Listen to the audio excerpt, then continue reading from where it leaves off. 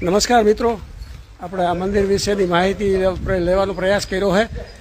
સાથે સાથે આપણે ચેતનભાઈ અને સોમપરા જે છે એમણે સરસ મજાનું મનગમતી માહિતી આપી છે.